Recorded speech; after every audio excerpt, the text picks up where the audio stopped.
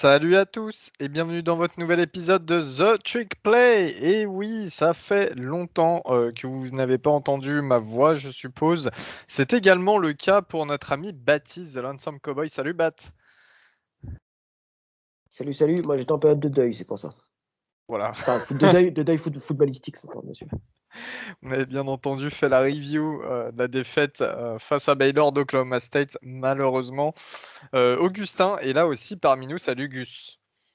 Salut Elio, salut Bat. Moi j'étais en période d'enterrement de vie de garçon avec le départ de Kelly pour l'arrivée de Marcus Freeman. C'est plus cool que Baptiste. Ouais. Alors aujourd'hui, épisode un petit peu spécial. Enfin spécial, c'est un épisode qui a lieu une seule fois par an, on va dire, car on va parler des bowls à venir. On va faire la preview des bowls. Cet épisode concernera exclusivement les bowls allant jusqu'au 24 décembre et on fera un second épisode pour les bowls à partir du 25 décembre jusqu'au Nouvel An, les plus célèbres, bien entendu. Tout d'abord, déjà en intro, je voulais juste faire une petite parenthèse. Comme vous avez pu le voir, il y a un jeu concours sur nos différents réseaux pour gagner des stickers et un décapsuleur porte-clés Maryland, voilà, que j'ai acheté pour vous à la fac, hein, c'est offert. Je vous offre même l'envoi et tout. Donc voilà, il y aura un tirage au sort de fait le 25 décembre fait par le Père Noël en personne pour vous l'offrir. Donc n'hésitez pas à aller jouer. Dans un second temps, deux petites infos rapides sur la semaine. On a quand même eu des gros transferts. Quinn Ewers, le quarterback, dont on parle tout le temps, qui a été considéré comme le meilleur quarterback lycéen depuis la période des notations, sera un joueur, oui, des Longhorns de Texas. Ça y est, c'est officiel. Il l'a déclaré officiellement. Finalement, il revient sur le commit qu'il avait fait à l'époque pour Texas avant de partir finalement vers Ohio State. Et dans un second temps, on a Spencer Rattler qui part du côté des Gamecocks de South Carolina en ACC East. Il rejoint l'ancien assistant head coach de Lincoln Riley du côté d'Oklahoma, Shane Beamer, qui est désormais le head coach de South Carolina.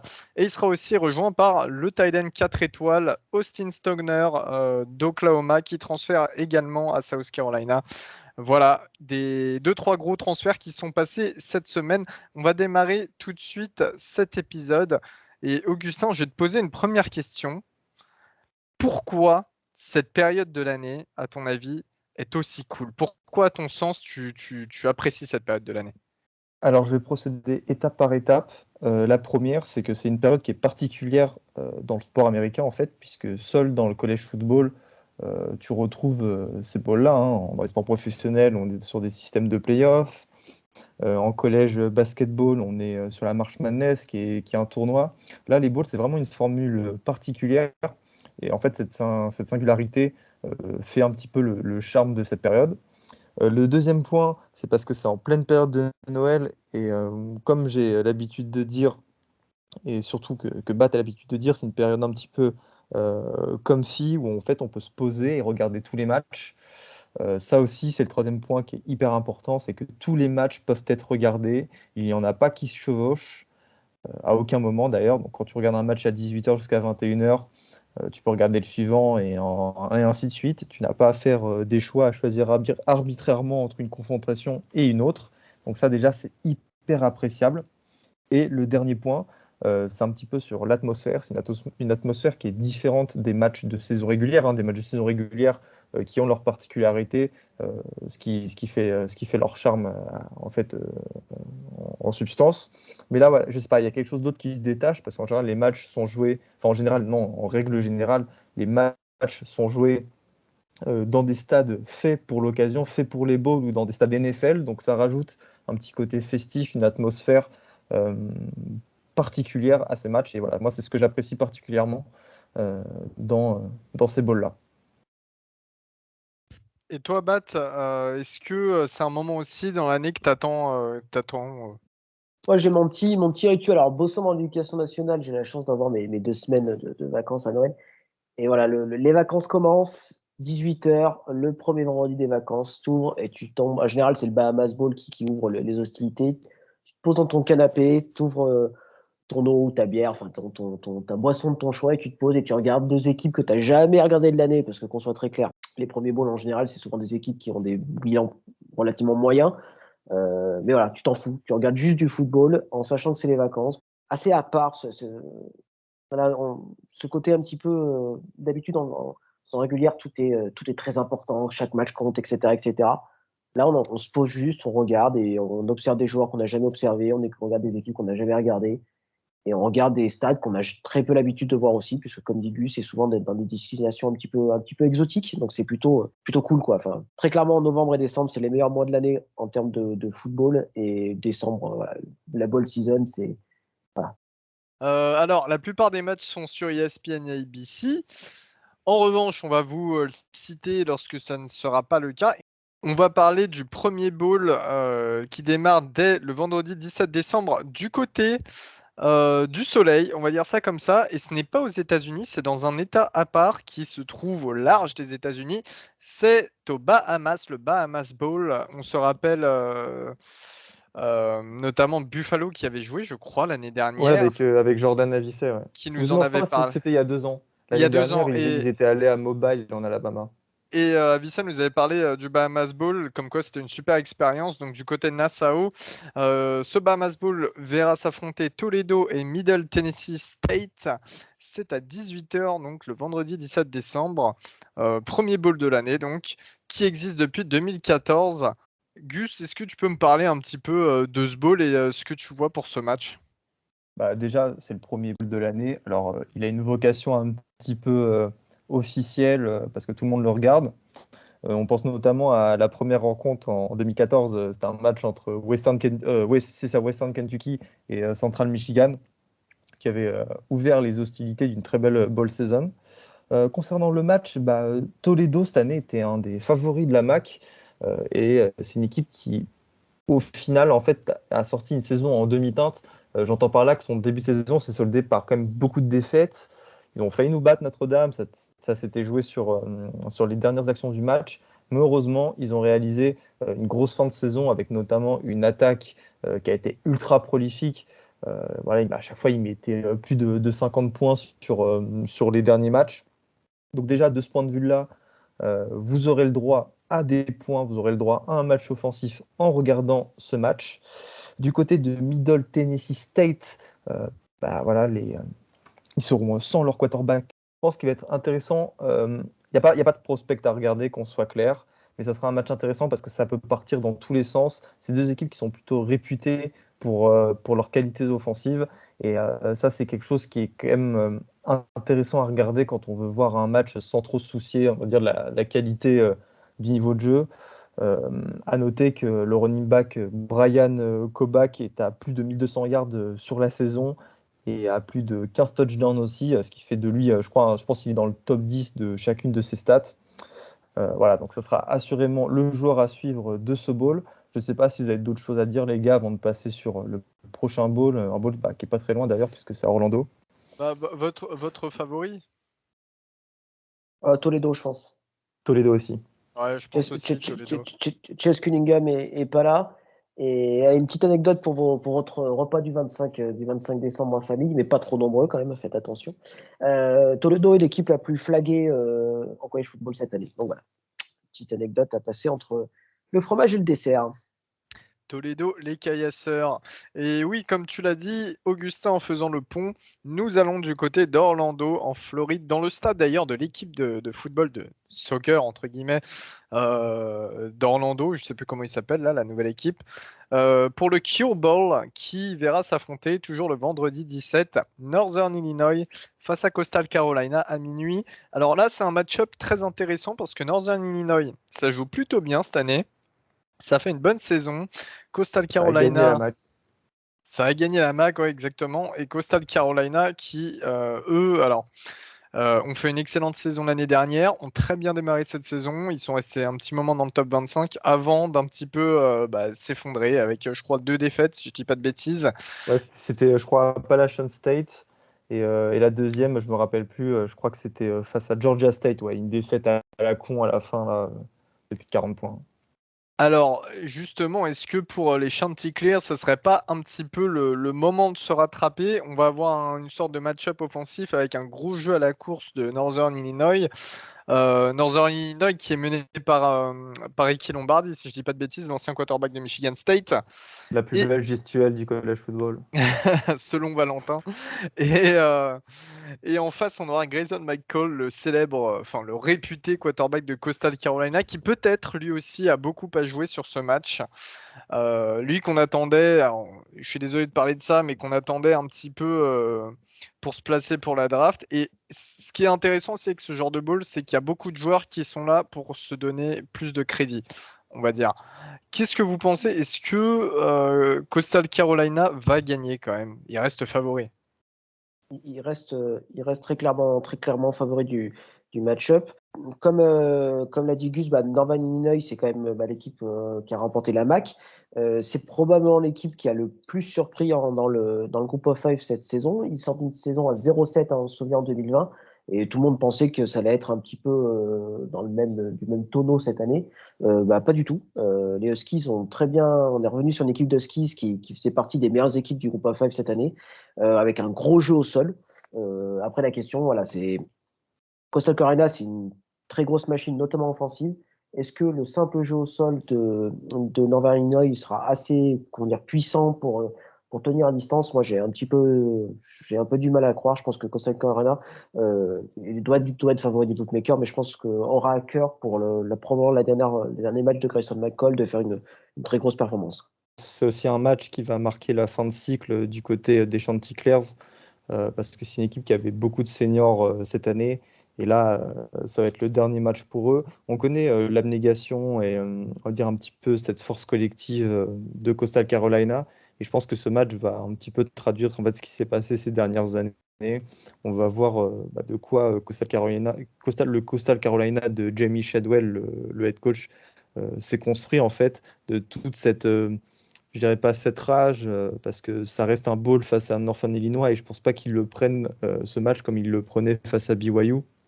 Quand tu vois les Liam Gallagher, euh, les Silas Kelly, etc., tu n'auras que des morts de faim sur le terrain et je pense qu'on va assister à un bon match de football. Je pense aussi, et je pense sincèrement que ce vendredi 17 décembre sera quand même intéressant parce que, comme le disait Baptiste en introduction, hein, on voit des équipes qu'on ne regarde pas forcément le reste de l'année. Et là, on a des beaux match-up avec des joueurs qui sont prêts à beaucoup donner, sachant qu'il n'y aura pas d'autres matchs en même temps. Donc, ça reste regardé aux États-Unis et d'une expérience personnelle encore récente. Ce genre de match est bien diffusé dans les bars et ce genre de choses. Donc, voilà. Ça va être intéressant à suivre et n'hésitez pas si jamais on se vendredi, vous avez du temps. On passe désormais au samedi 18 décembre.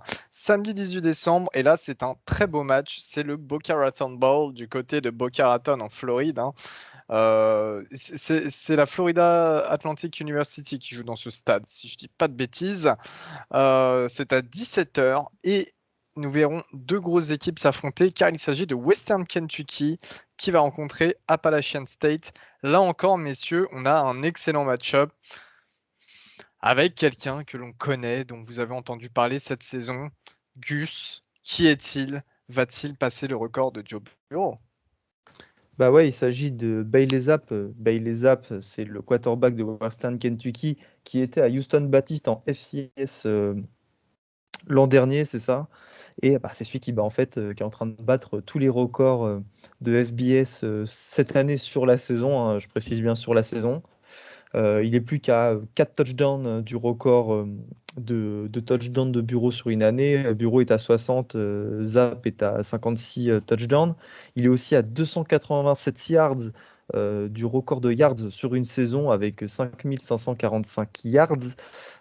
Voilà, il lui manque ces 287 pour battre le record du quarterback de Texas Tech. C'était dans les années 2000, Baptiste, si tu peux me rappeler le nom du quarterback dont j'ai oublié le nom. B.J. Simons, l'ancien quarterback des Red Raiders, c'était en 2003, donc ça commence. En face, il y aurait une équipe Appalachian State qui a échoué en finale de la Sun Belt cette année, hein. Ils ont perdu face à Louisiana. C'était maintenant, quand vous écouterez ce podcast, il y a 2 semaines, 24-16. Et Western Kentucky, qui est aussi un perdant, hein. Les Toppers sont perdus face à la très belle équipe de UTSA. Donc voilà, deux bêtes blessées qui voudront terminer sur la plus belle des notes cette année 2021 qui, en somme, a été assez bonne pour elles. Si Appalachian State, on peut s'y attendre comme chaque année à prétendre à ce titre en Sun Belt, c'était pas forcément le cas de Western Kentucky. Ils ont fait un all-in en allant chercher le coordinateur offensif de Houston Baptiste et Bailey Zapp. Et voilà, ça serait un beau moyen de récompenser cette belle saison avant de le voir partir du côté de la NFL. Et Bailey Zapp du côté de la NFL et Zach Ketley, le coordinateur offensif de Western Kentucky, vers Texas Tech. Ouais, gros recrutement aussi à ce niveau-là pour Texas Tech. Baptiste, un favori entre ces deux équipes? C'est difficile, hein. Putain, c'est pas simple. Je pense qu'Appalachian State est quand même une meilleure équipe dans sa globalité. À voir après s'ils sont capables de défendre correctement au niveau de la passe contre Zap. Mais ouais, je vais dire les Mountaineers. De toute façon, c'est une équipe que j'affectionne particulièrement. Donc, allez, ça va être un petit peu le choix du cœur. Les Mountaineers. Compliqué de mon côté parce que Western Kentucky, c'est vrai que la défense, c'est vraiment pas ça. Et de l'attaque, c'est complètement ça. Donc voilà, c'est un match-up assez difficile.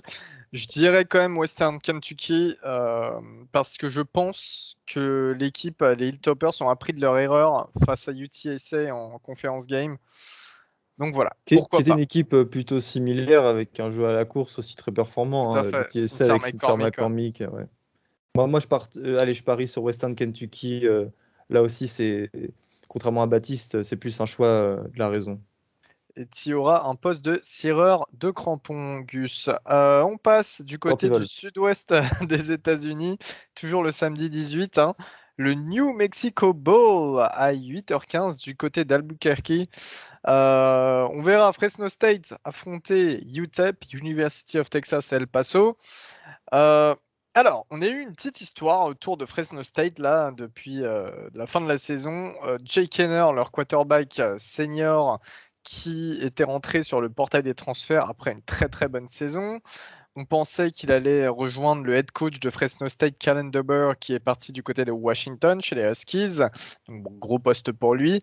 Finalement, Henner est ressorti du portail des transferts. Je pense qu'il. Je sais pas trop ce qui s'est passé en réalité. Je sais pas ce qu'il a pensé. Pour la petite anecdote, c'est Michael Penix, le quarterback d'Indiana, qui va du côté de Washington à la place d'Henner, comme il était attendu.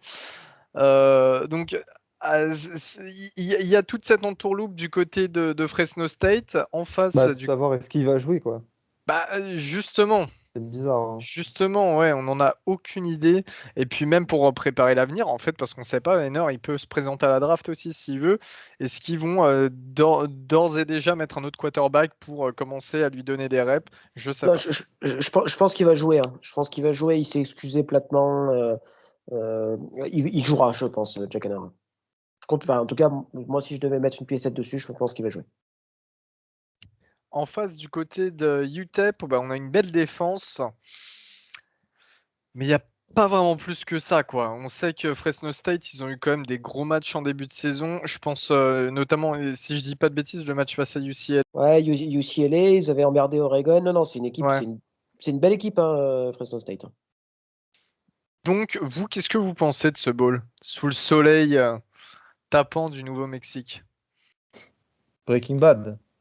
Voilà. Voilà, dès Merci, qu'on va. merci, voilà. C'est ça le La problème. seule Dès qu'on parle du référence. Nouveau-Mexique, bah, ouais, tu veux que je dise quoi d'autre? Ouais, les beaux paysages, apparemment, tu peux très vite te retrouver en altitude sans t'en rendre compte. Ça, il paraît que c'est beau, le Hein. Nouveau-Mexique, mais voilà, Et au Mexique, on pense à la mettre à cause de Et dans puis Breaking Bad. dans la voiture d'un narcotrafiquant. Voilà, exact. les Aggies, hein, de New Mexico State, s'il te plaît, un peu de respect, hein, s'il te plaît, Oh, pour ce bah, formidable programme. les animés Attends, indépendants. vous rigolez, mais on m'avait collé à la preview quand même de New Mexico State en début de saison, hein. Alors ça, je veux mes horaires sup, hein, je vous le dis. Pour les gars, Fresno State vainqueur. Ouais, Ouais, je ouais, je pense. pense que ça souffre pas d'aucune contestation parce qu'on sait jamais ce qui peut se passer, mais oui, ils sont quand même. Si Jack Hanner joue, ça devrait être une formalité. Et puis UTEP est sur comme une mauvaise série depuis maintenant le 31 octobre. Ils ont perdu 4 matchs sur 5, alors qu'ils avaient très bien commencé la saison. C'est même pour ça qu'il y avait la hype pour le UTEP UTSA. Tout le monde le voulait pour le collège, l'ESPN College Game Day, et finalement ça n'avait pas eu lieu. voilà, je pense que Fresno State, malgré le fait qu'ils soient fait éclater, je crois, ils avaient perdu de près de 30 points face à Boise State à l'avant-dernière semaine de la saison. Je pense que voilà, les Bulldogs, ils vont quand même gagner. Kellen DeBoer, les gars, précisément, mais est-ce qu'il sera sur Je la crois pas, je sideline? crois qu'il est déjà à Non, Washington. non, il est parti. Hein. Il Voilà, est parti, bah, il est parti. ça va falloir regarder aussi. Et puis, voilà, Fresno State, comme tu l'as dit, Elio, il faut se préparer pour l'année prochaine. Je pense que ça va faire un petit peu tourner. Donc voilà. Toujours ce samedi 18 décembre, cette fois-ci à 21h30, l'Independence Bowl du côté de Shreveport, Louisiana, qui voit s'affronter, alors là c'est un match quand même assez détonnant, le 13e du dernier classement du comité, BYU, et oui, la fac mormone, face à UAB, l'université d'Alabama à Birmingham, Alabama. Pas en Angleterre, bien entendu. Haha. Cette participation, elle est un petit peu surprise. Bat, tu avais une petite explication à nous donner là-dessus. Pourquoi BYU participe à l'Independence Bowl? C'est leur statut d'indépendant, comme par hasard, qui joue un peu là-dessus. C'est-à-dire que BYU a des contrats enfin, des contrats qui changent un peu d'année en année. Concrètement, n'importe quelle année, s'ils sont sélectionnés pour jouer un bowl du Nouvel An, ils jouent un bowl du Nouvel An. Et après, s'ils ne sont pas sélectionnés dans un bowl du Nouvel An, en fait, ils ont des contrats avec certains bowls. Et cette année, c'est avec l'Independence Bowl. Alors, c'est pas un bowl qui fait rêver. Je pense que personne ne s'attendait à ce qu'ils aient une saison aussi performante, ce qui fait qu'on est un petit peu déçu du match-up. Mais je vous rassure, l'année prochaine, même si BYU ne participera pas à un bowl de Nouvel An, enfin, on leur souhaite en tout cas, ils auront quand même un bowl plutôt sympa à la sortie, ce qui n'est pas le cas cette année. BYU, c'est très costaud. UAB, c'est sympa sans plus, on va dire. Les Cougars, un très bon jeu d'attaque. Les Blazers, une très bonne défense. Donc, il y a quand même un match-up qui est plutôt intéressant. Par contre, de l'autre côté, je pense que l'attaque des Blazers aura énormément de mal contre la défense des Cougars. Ça va être déséquilibré, je pense. Sachant qu'en plus, le running back du AB, Dwayne McBride, est incertain. Donc, je pense que ça va être très, très, très compliqué en attaque du côté des Blazers. Ouais, no disrespect hein, pour UAB, mais pareil, hein, BYU large, quoi. Gus. Ouais, moi aussi, je pense que BYU, ça va le faire. Surtout que t'as pas de joueurs qui vont partir à la draft, il n'y a pas d'opt-out. Al Geiger, il a pas opt-out pour le bowl, il me semble, pour l'instant. Lui aussi Non, ouais, je crois il qu'il devrait joue. Ouais. jouer. Donc non, non, non, BYU, je pense même plus de 10 points. Après, voilà, comme l'a dit Baptiste, il faut se méfier de cette défense des Blazers, qui a encaissé que 56 points de la part de Georgia. Je sais pas s'il faut le noter, mais Ah, que 56 points. mais On fait un bisou à Guigui hein, qui sponsorise bien sûr chaque épisode où on parle de Georgia. Et, juste un dernier petit point quand même pour revenir au fait que BYU ne joue pas de New Year Bowl, quoi. Ça pas un petit peu d'amertume pour vous, les gars? Parce que BYU, à chaque fois, on attend de les voir face à des plus gros, quand même.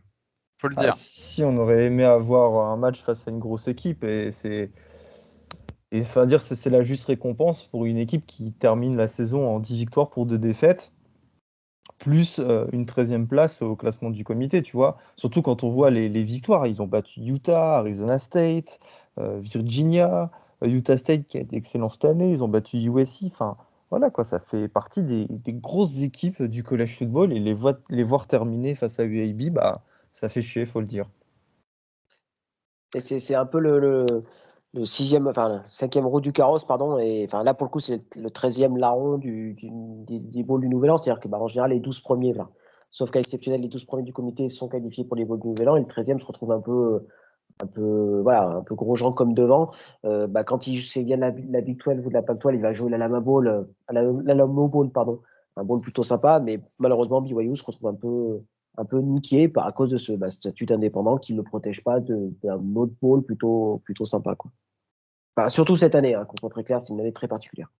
Messieurs, samedi 18, toujours 23h45, on se déplace du côté de Mobile, dans l'Alabama, à l'entrée du golfe du Mexique, dans le stade de South Alabama d'ailleurs. pour un match qui verra s'affronter Eastern Michigan et Liberty. Alors Liberty, on en parle aussi souvent, pareil, qui a été classé dans le top 25. L'équipe de Hugh Freeze menée par Malik Willis, dont on parle, encore une fois désolé de parler NFL, mais dont on parle quand même sur les 2 premiers tours de la draft 2022. Willis qui jouera bien d'ailleurs, parce qu'il a un petit peu à se racheter une saison en demi-teinte d'un côté pour Liberty. On pensait que finalement, avec l'arrivée à maturité de plusieurs joueurs, ça allait être encore mieux que l'année dernière, sachant qu'il sortait d'une grosse saison. Et finalement, c'est peut-être pas ce à quoi on s'attendait. Gus, je pense qu'il n'y a pas match là, sincèrement, pour cette confrontation face à Eastern Michigan. Mais quand même, est-ce que ça serait pas bien pour un petit peu mieux terminer la saison que ce qui s'est passé? Bah, si, évidemment, mais après, moi, tu vois, franchement, je me fais un petit peu du souci pour les Flames, hein, parce que Eastern Michigan n'est pas du tout une mauvaise équipe, et parce que Liberty a eu des trous d'air cette année quand même assez importants. Ils ont perdu une défaite très très moche face à Syracuse, Syracuse qui n'avait pas fait un gros match à l'époque. Les Oranges avaient mis du temps avant en fait, d'enclencher la machine et de devenir une meilleure équipe. Ils ont perdu de 30 points face à Louisiana, de 15 points face à Hermy. Non, c'est une équipe qui a déçu j'allais dire dans le groupe of five. Non, Liberty est une équipe indépendante qui va bientôt passer dans une conférence d'ailleurs. Mais voilà, faut pas prendre non plus ce match pour acquis chez eux. Même s'ils sont favoris de 9 points, Eastern Michigan sort d'une saison en 7-5 dans une MAC qui a été comment dire, relativement compétitive. Les Eagles sont perdus face à Wisconsin, Northern Illinois, Ball State et Ohio. Ça reste des défaites, et Central Michigan, ça reste des défaites, on va dire, logiques. Mais d'un autre côté, bah, ça a battu, ça a gagné contre les équipes qu'il fallait battre, hein. Je pense notamment à Texas State et Bowling Green, qui sont des équipes de leur calibre. Et voilà, moi je pense que les Eagles vont faire l'exploit. Je pense qu'ils vont battre Liberty et j'aimerais bien. Bat, est-ce que tu aimerais voir une victoire d'Eastern Michigan ou est-ce qu'ils vont le faire en tout cas?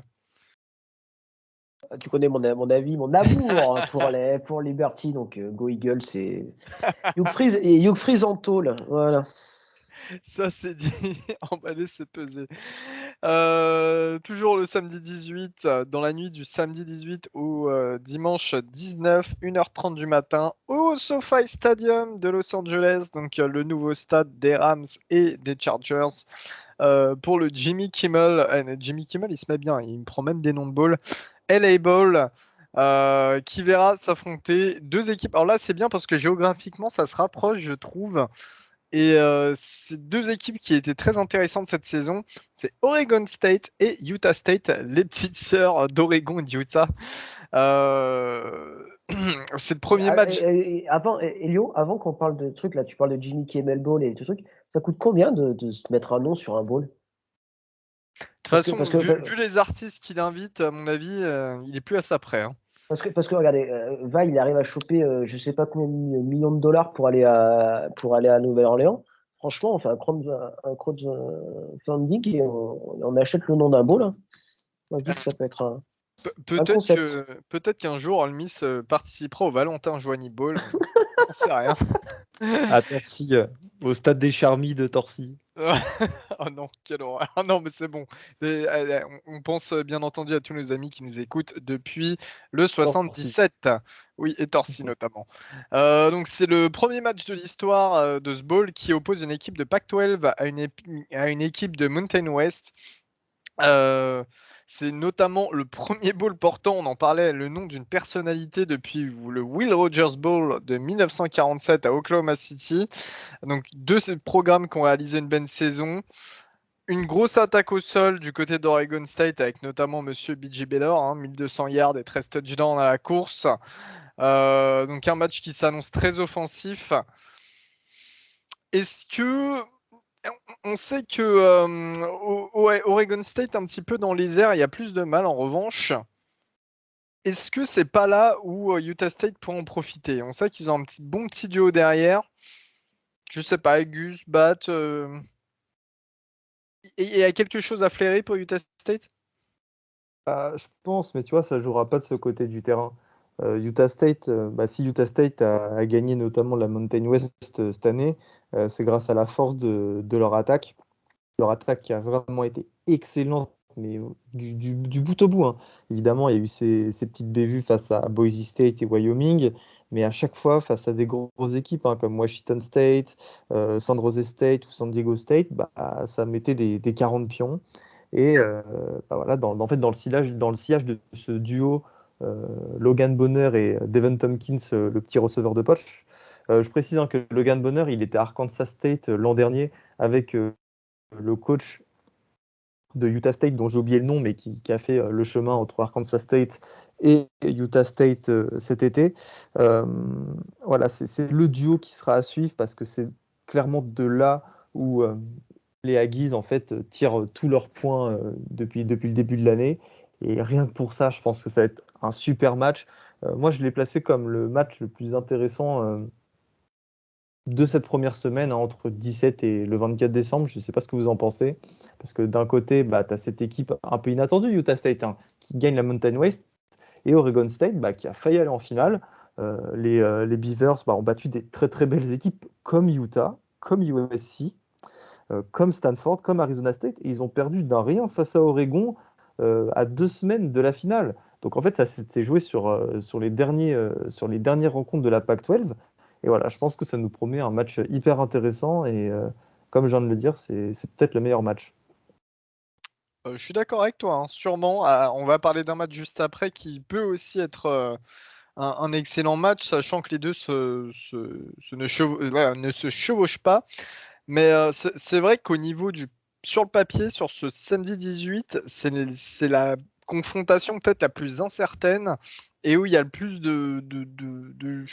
je sais pas, de tactique à voir, je pense, des deux côtés, parce qu'on a deux très bons coachs qui se retrouvent aussi. Euh, Si je devais donner un vainqueur maintenant, j'en ai aucune idée, sincèrement. Je dirais Oregon State parce qu'il y a peut-être un petit peu plus cette expérience de la Pac-12. Comme tu dis, ils ont posé des problèmes à de grosses équipes. Mais Utah State en face, c'est pareil, ça a posé des problèmes et je sais pas. Baptiste, est-ce que tu auras un petit mot à dire sur ce match? C'est un match hyper dur à pronostiquer. Le match-up est cool parce qu'il y a une certaine affiliation entre la Mountain West et la Pac-12. C'est un nouveau bowl. Voilà, c'est très très excitant ce match-là. De toute façon, le premier samedi va être très très cool à suivre, hein. Vous allez voir tous les matchs dont on m'a parlé et dont on parle là sur le samedi. Le samedi 18 là, ça va être très très excitant. Mais ce match-là, je sais pas. Je dirais Oregon State, mais ça va. Je pense que ça sera très serré. On est Utah State, ouais, pour moi. Très bien, monsieur Le Mormon. On est toujours dans la nuit du samedi 18 décembre au dimanche 19, 3h15 du matin, et on se dirige du côté du Superdome de la Nouvelle-Orléans, Go Saints, pour le New Orleans Bowl, qui verra s'affronter Marshall. Marshall, on rappelle, c'est en Virginie occidentale, donc en West Virginia, face à Louisiana. Donc Louisiana qui joue entre guillemets à domicile, hein. L'équipe, les Raging Cajuns sont à Lafayette. Voilà, à quelques encablures de Nola. C'est le premier match à la tête de Louisiana, justement, pour Michael Desormeaux, qui remplace au pied levé Napier, qui est parti du côté de Florida en tant qu'head coach. Desormeaux, pour vous faire un petit peu l'histoire, il a 36 ans, je crois. C'est un alma mater, justement, de Louisiana, hein. Il a fait son parcours universitaire là-bas et il a coaché depuis quelques années, je crois que ça fait 5-6 ans, quelque chose comme ça, qui coach à des postes offensifs pour Louisiana. On sait que c'était une équipe à vocation offensive sous Napier. Donc voilà, ça concorde bien. En face, on a Marshall qui a été auteur d'une belle saison malgré 2 défaites sur les 3 derniers matchs. Ils ont une des meilleures attaques à la passe du pays avec notamment Grant Wells, le quarterback, dont on parlait déjà depuis l'année dernière, parce que je me rappelle, Marshall à l'époque était une des premières équipes à avoir repris après le Covid, enfin pendant le Covid. Et du coup, on avait pas mal suivi Marshall qui jouait bien, notamment Grant Wells. Euh, Il y a une belle défense en face de Louisiana qui est top 30 dans le pays. Voilà. Pour revenir à l'attaque de nos amis de Marshall, on a également le running back Rush Ali qui est à 20 touchdowns. Cette année, c'est le premier du pays, c'est ça? Si je dis pas de bêtises. Comme d'hab, hein. Enfin, comme d'hab, j'ai envie de dire plutôt, c'est normal. Ils ont nommé cette année leur nouvel entraîneur en la personne de Charles Huff, qui était l'entraîneur des running backs du côté d'Alabama sous Saban. Hein. C'est celui qui a formé notamment Najee Harris et quelques années auparavant Saquon Barkley. On avait dit dans la preview qu'il allait sortir un gros running back. Et ben voilà, ça a été le cas. Rashid Ali, le running back de Marshall, comme tu viens de le dire, Elio. C'est lui qui a le record de touchdown en tant que running back cette année. Parce que je crois que le record de touchdown à la course, c'est Malik Cunningham. Je vais partir sur une victoire de Louisiana, du simple fait que même si Billy Napier est parti, c'est une équipe qui est beaucoup plus stable, qui est beaucoup plus sûre de ses forces. Donc voilà, je me fais vraiment pas trop de soucis pour les Raging Cajuns qui viennent en plus de remporter la Sun Belt. Sachant que Louisiana, ils ont eu quand même beaucoup de matchs compliqués cette année à jouer. Ils les ont gagnés, parfois de peu, mais ils l'ont fait. Levi Lewis, il a cette expérience. C'est pas sa première saison en tant que titulaire, loin de là. Je pense aussi qu'ils ont cet avantage un petit peu de l'expérience et du gros match-up. Battre un petit avis. Bon, vous avez encore une fois, vous avez même pas besoin de moi ce soir là. Vous dites très bien les choses. Ouais, je pense Louisiana, malgré le Rashid Ali qui fait une excellente saison, un peu dans l'ombre des gros noms des running backs du pays. Ouais, non, mais je vois Louisiana, malgré le départ de Billy Napier pour Florida, ça va être encore un match hyper sympa à suivre. Ce premier samedi a rempli une match vraiment très très cool. Si pour vous le week-end n'était pas assez, eh bien c'est pas grave car nous avons le lundi soir, le lundi 20 décembre à 20h30 du côté de Myrtle Beach en Caroline, dans le stade de Coastal Carolina justement. Old Dominion va affronter Tulsa. Et j'aimerais qu'Augustin me parle d'Old Dominion. Je sais que tu les as extrêmement suivis cette année. Qu'est-ce que tu penses de cette équipe? L'équipe dont vient un certain Tyler Heinicke, qui est un des meilleurs quarterbacks NFL en ce moment. Le Dominion, c'est très très simple. Jusqu'au 16 octobre, ils étaient sur un bilan, mais écoutez bien, un bilan de 6 défaites pour une victoire. Et depuis, ils ont enchaîné que des victoires pour aller chercher le bowl grâce à un dernier match face à Charlotte. C'était le 27 novembre, lors de cette rivalry week exceptionnelle.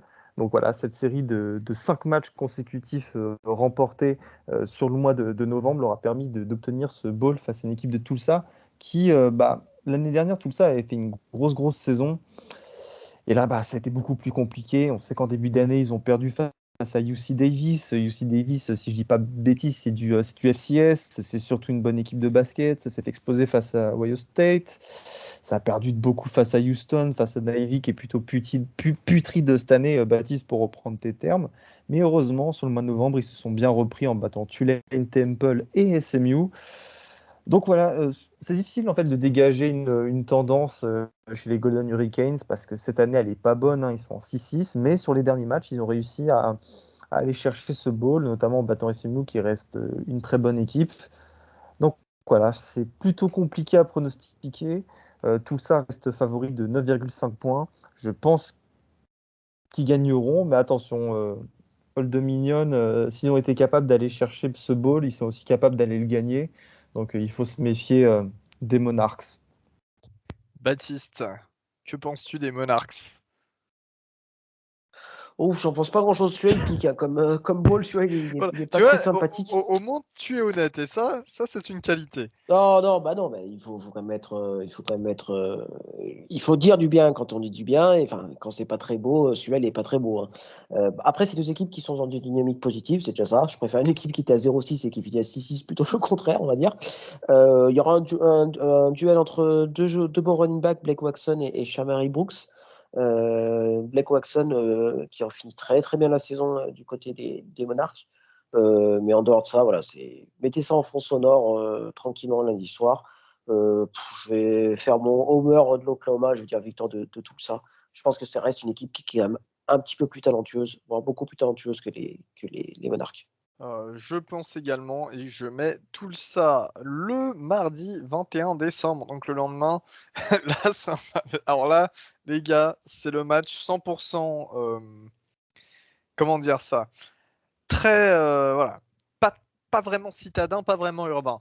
C'est le Bien fa Wyoming, bien bien tracteur. bien tracteur, bien ouais, voilà.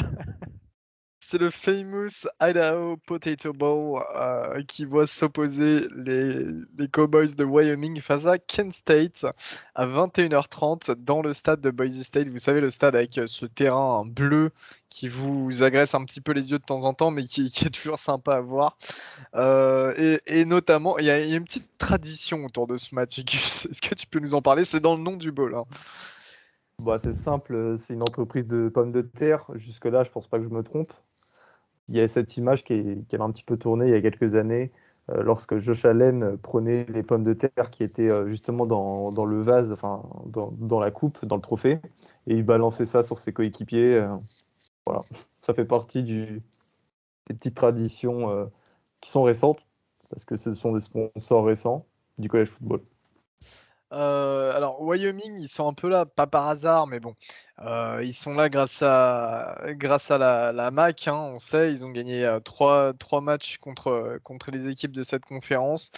Kent State, ça a été un petit peu décevant cette année, mais ils ont réussi à se hisser en finale de la MAC. Voilà, ils ont comme argument principal Dustin Crum, qui est le meilleur quarterback de l'histoire du programme. Que dire sur ce match? Je sais pas. Augustin, je reviens encore une nouvelle fois vers toi, mais tu m'as toujours dit que tu kifferais jouer pour Wyoming. Pourquoi? Ah bah parce que en général, c'est la première équipe qui voit la neige sur son terrain chaque année.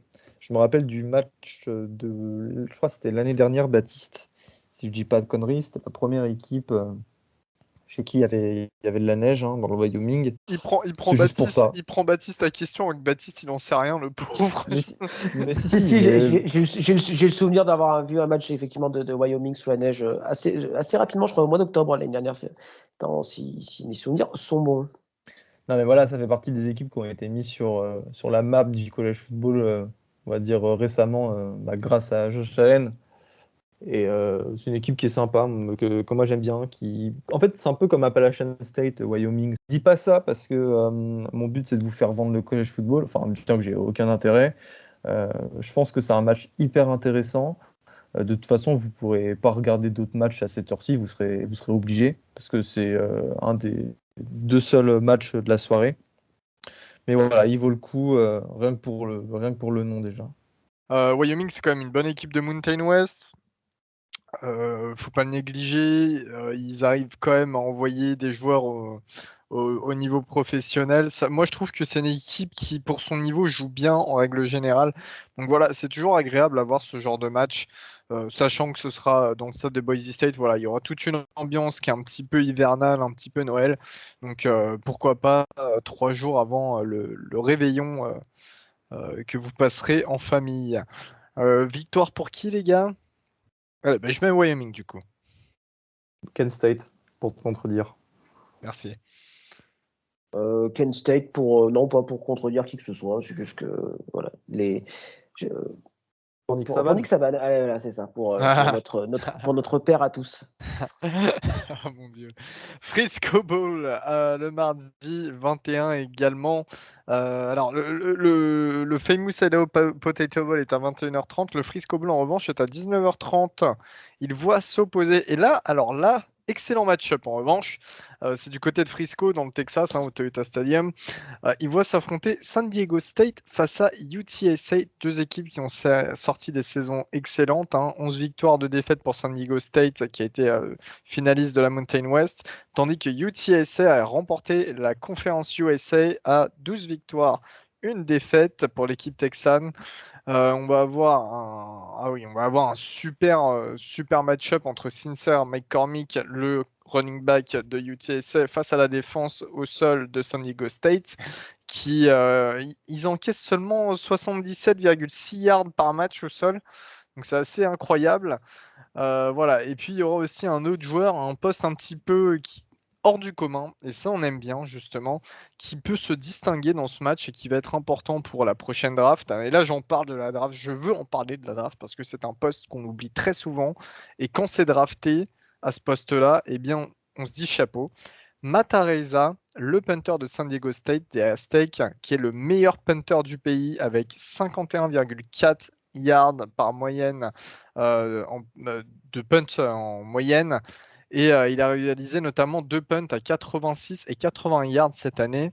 Alors, les gars, je sais que ça va être difficile de départager ces équipes. On sait aussi qu'au niveau du coaching à UTSA avec Jeff Traylor, il y a du haut level. Comment vous définiriez ce match? Est-ce que ça vous excite un peu de le voir justement, notamment pour un mardi soir?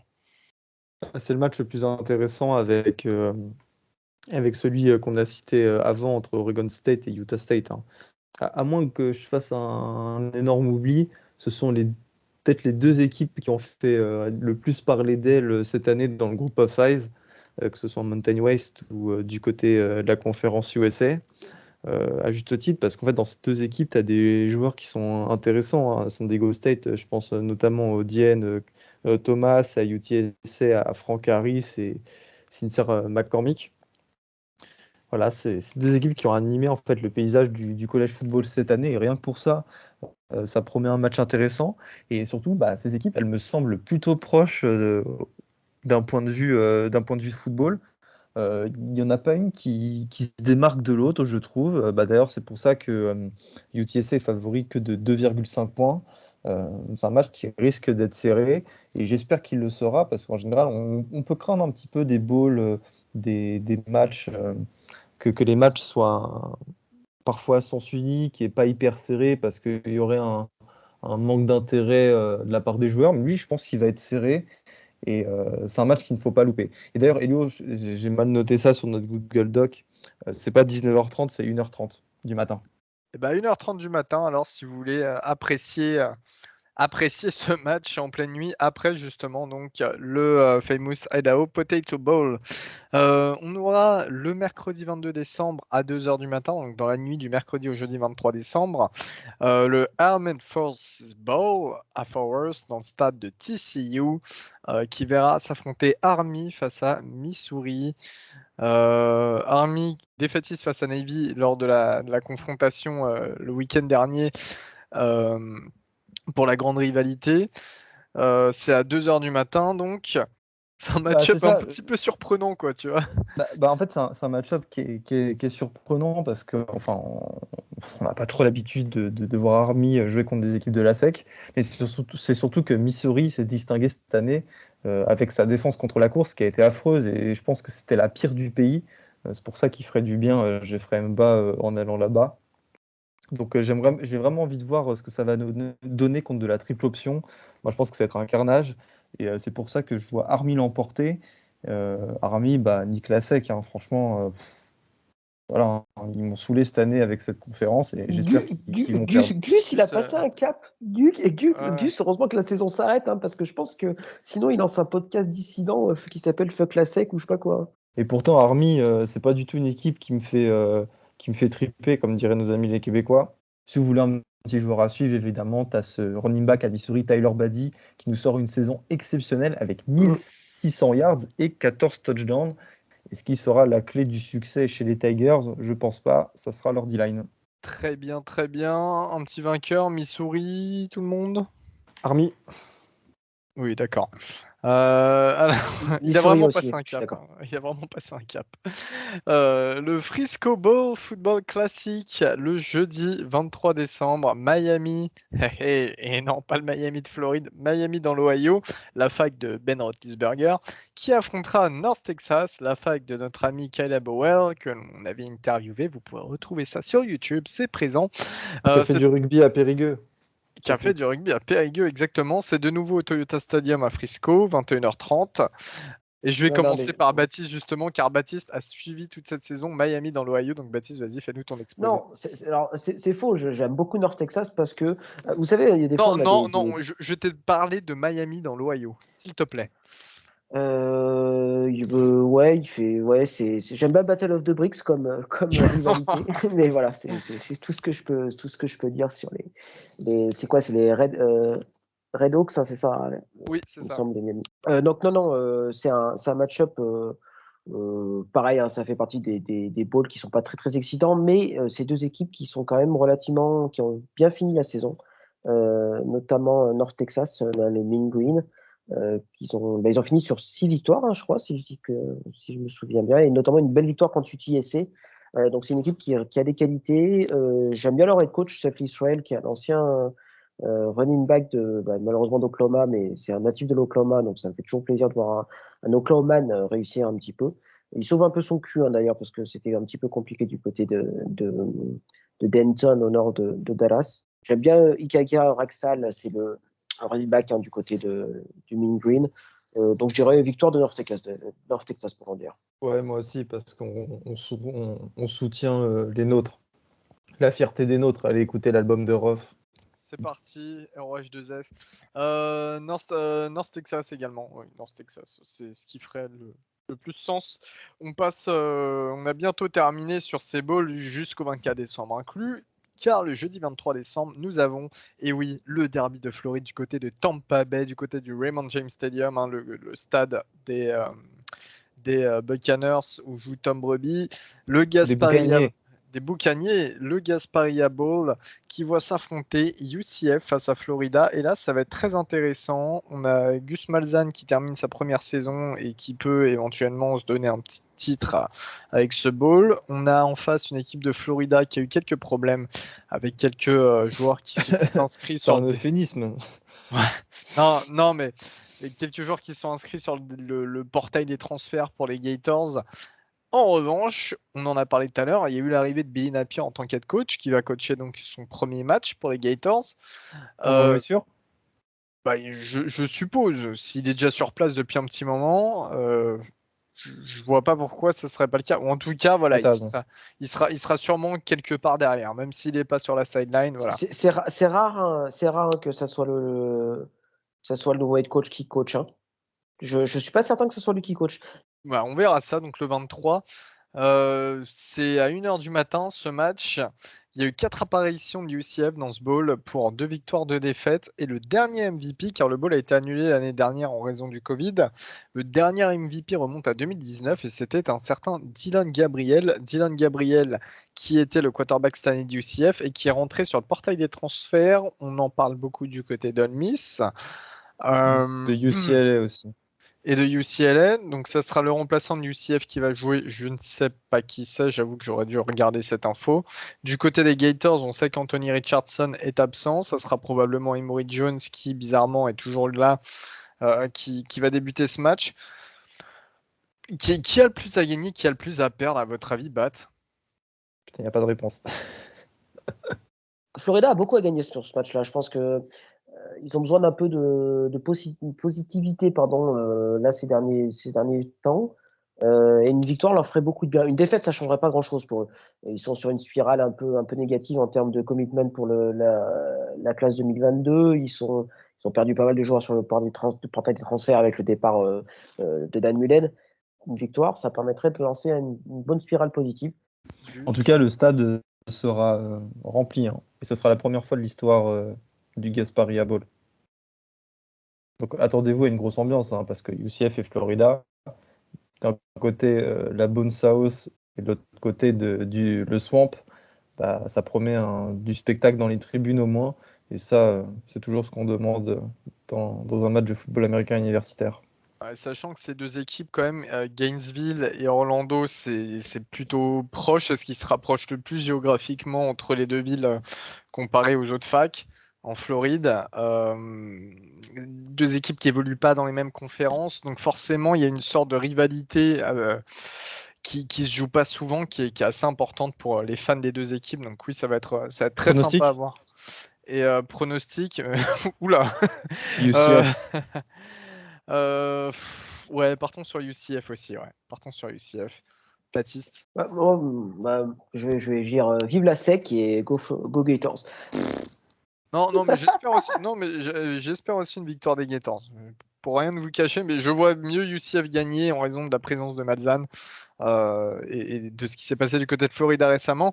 On va terminer avec le dernier match avant Noël pour le réveillon cette fois-ci, le vendredi 24 décembre, 2h du matin à Honolulu, à Hawaï, pour le Hawaii Bowl qui va voir s'affronter, Hawaï face à Memphis. J'étais même pas prêt à voir Hawaii en bowl cette année parce qu'ils étaient pas. En fait, eux non plus. Ouais, voilà. Eux non plus, parce que il y avait 40 balls, il y avait des 42 balls de prévus. Malheureusement, il y avait 42 fois de 84, il y avait 85 équipes qui avaient fini avec un bilan de 6-6 ou supérieur. Je crois que c'était 83, Baptiste. Et il y avait que... Alors, donc, du coup, il y avait 41 balls, voilà, pardon, 41 balls, et donc, il y avait donc, pour 82 places, et donc, il y avait 83 équipes avec un bilan de 6-6, ce qui fait qu'il y avait une équipe qui allait théoriquement se retrouver sans ball. Toujours est-il que ça a permis à Hawaï, qui est avec un bilan de 6-7, de jouer un ball, et donc de jouer ce Hawaii Bowl contre Memphis. Pareil, celui-là, il fait pas rêver hein, pour digérer du repas du réveillon. En plus, Hawaï a perdu Chevan Cordero, qui est son quarterback titulaire, et Dede Hunter, qui est son running back titulaire. Les deux sont partis sur le portail des transferts. Ça va être compliqué, je pense, pour les Rainbow Warriors. Face à eux, il y a Memphis. C'est pareil, hein, c'était une saison un peu insipide de la part des Tigers, hein, un peu en deçà de ce dont on avait été habitué. Je dirais Memphis parce que un peu plus de talent sur le terrain, mais ça pourrait aller des deux côtés.